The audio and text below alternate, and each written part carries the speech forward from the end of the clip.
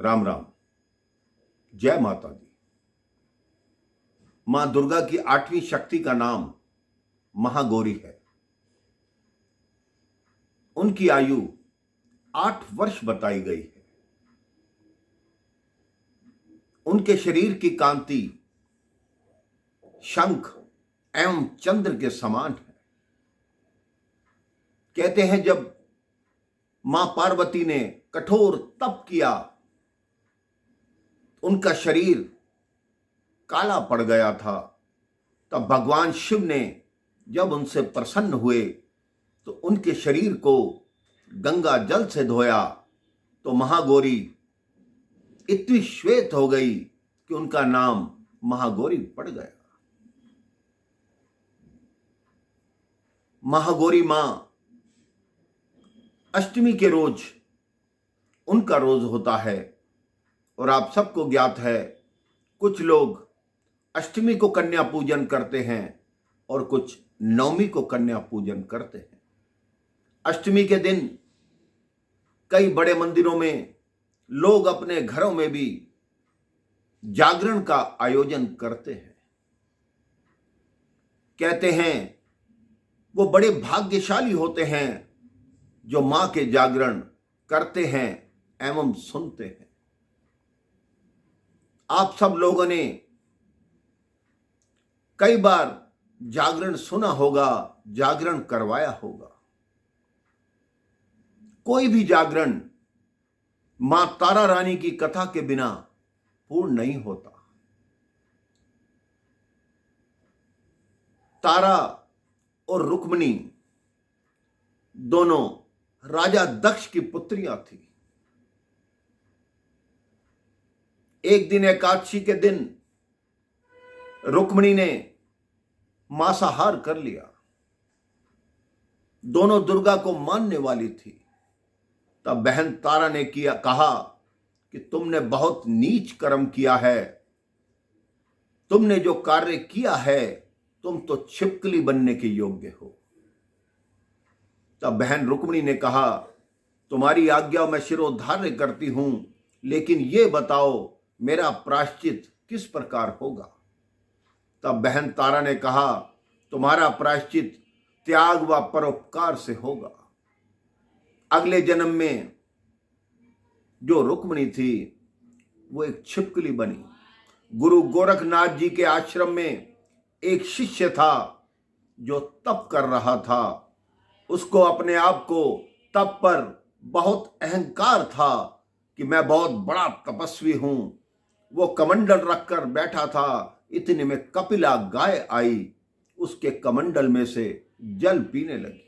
जैसे ही उसकी आंख खुली, उसने देखा कपिला गाय मेरे कमंडल में से पानी पी रही है। उसने अपना चिमटा उठाया और कपिला गाय को कई स्थान पर मारा।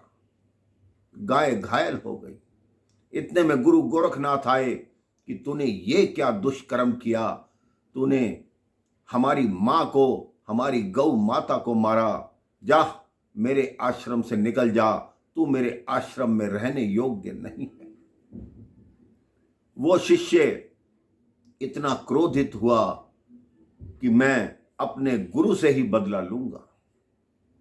इधर गुरु गोरखनाथ ने कहा कि इसने गाय को मारा है तो आश्रम अपवित्र हो गया है। अब हम एक यज्ञ करेंगे जिसमें इस आश्रम को शुद्ध करेंगे। अब यज्ञ की तैयारी हुई। खीर के लिए एक बहुत बड़ी कढ़ाई रखी गई जो भंडारे के रूप में बांटी जानी थी। गुरु गोरखनाथ का वो शिष्य जिसको आश्रम से निकाल दिया था, वो पक्षी का रूप धारण करके आया और अपने मुख में एक मरा हुआ सांप लेकर आया और बनती हुई खीर के बीच में डाल दिया। उसका उद्देश्य सबसे बदला लेना था। यह सब कार्य छत पर बैठी वो छिपकली देख रही थी जो कि रुक्मिणी बनी हुई थी। उस छिपकली ने कहा, अगर साधु लोगों ने ये खीर खा ली तो सब के सब मर जाएंगे। जैसे ही साधु खीर की कढ़ाई के पास आए, वो छिपकली छत से खीर के ऊपर गिर पड़ी। उन साधुओं ने कहा, इस छिपकली ने खीर को दूषित कर दिया, जा तू नीच जाति की है और नीच ही रह। लेकिन जब उस कढ़ाई को पलटा गया तब देखा कि नीचे तो एक मरा हुआ सांप था। उन्होंने कहा, छिपकली ने तो हमारे लिए परोपकार किया है, हम अपना शाप वापिस तो नहीं ले सकते, लेकिन मां दुर्गा से ये प्रार्थना कर सकते हैं कि मां दुर्गा के चरणों में उसकी भक्ति बनेगी तो उसका जीवन सफल होगा। उसका अगला जन्म हुआ। अब दोनों बहनों का जन्म हुआ। राजा स्पर्श के घर कोई संतान नहीं थी। उन्होंने अपने गुरुदेव से पूछा कि गुरुदेव, मेरे भाग्य में कोई संतान नहीं है। गुरुदेव ने कहा, आप दुर्गा की प्रार्थना कीजिए, उनकी भक्ति कीजिए, आपके भाग्य में 2 पुत्रियां लिखी हैं। पहली पुत्री हुई, उसका नाम तारामती रखा गया। ज्योतिषियों को बुलाया गया, उनसे पूछा गया तो उन्होंने बताया कि बहुत बड़ी मां की भक्त होंगी और इनका विवाह उच्च कुल में होगा। 1 वर्ष बाद दूसरी कन्या हुई। फिर ज्योतिषियों को बुलाया गया, उन्होंने कहा, यह कन्या आपके लिए अशुभ है, आप ऐसा कीजिए, इस कन्या को लकड़ी के एक संदूक में बंद कर ऊपर सोना चांदी रख के नदी में बहा दीजिए। उस बच्ची को नदी में बहा दिया गया।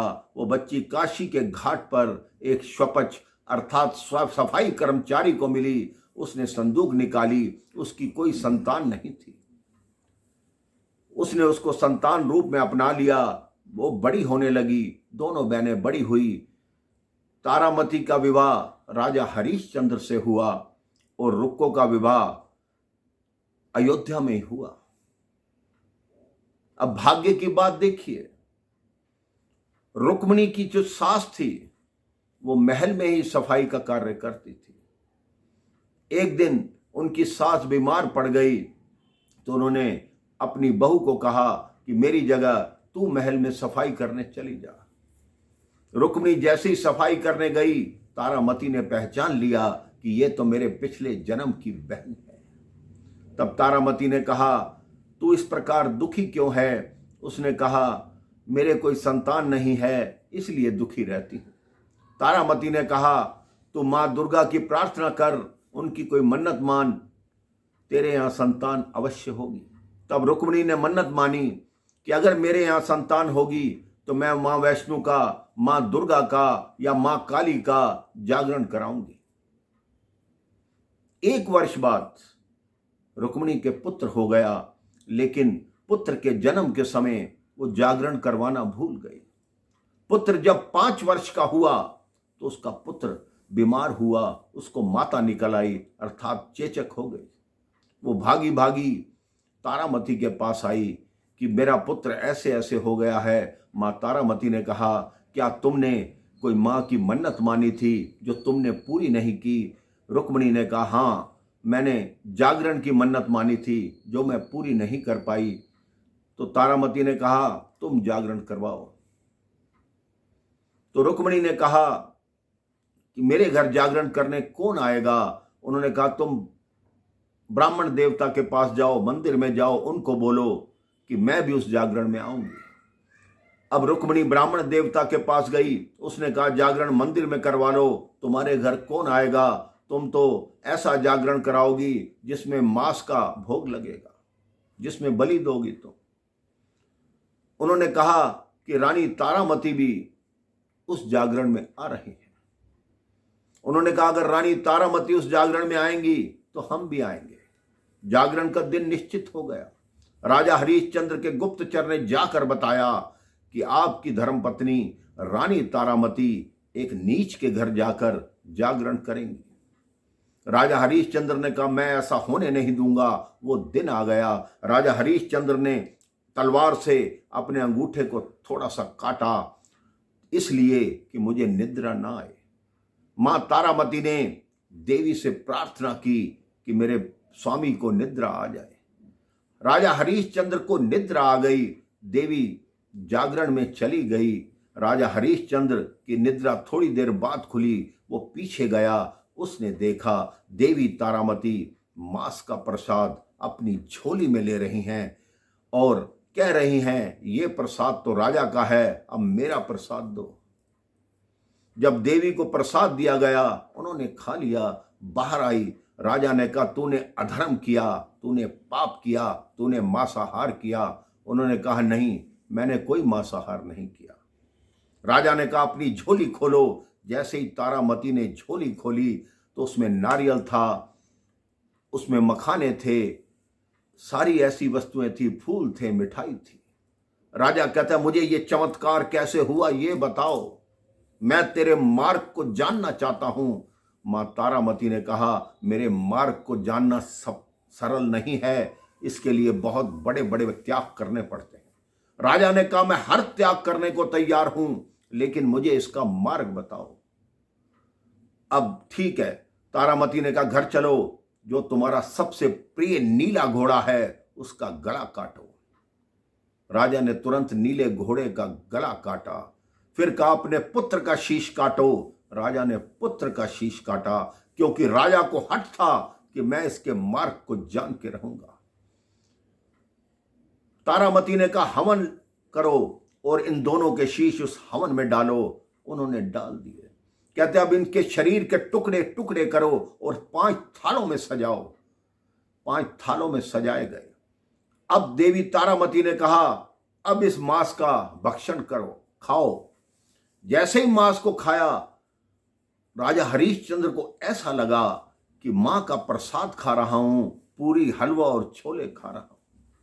उन्होंने कहा, यह कैसे हो सकता है, मैंने खाया मांस है, लेकिन मुझे ऐसा प्रतीत हो रहा है कि मैंने पूरी हलवा और छोले खाए हैं। तो देवी तारामती ने कहा, यही मेरा मार्ग है, यही मेरी देवी है। आप जाकर देखिए, आपका पुत्र अंदर सोया हुआ है या नहीं। अंदर जाकर देखा, उनका पुत्र सोया हुआ था, उनका घोड़ा भी आवाज लगा रहा था।